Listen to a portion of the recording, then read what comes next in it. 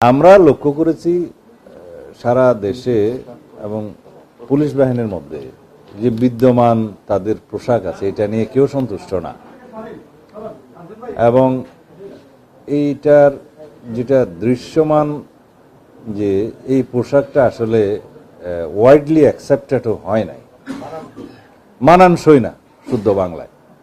তো সেই জন্য পুলিশ বাহিনীর আবেদনের প্রেক্ষিতে আমরা বিষয়টা বিবেচনা করেছি যে এই ড্রেসটা কীভাবে হয়।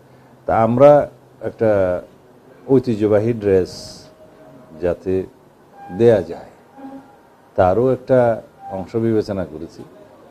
আমরা আগের যে উপর মানে শার্ট, যেটা কি বলবো,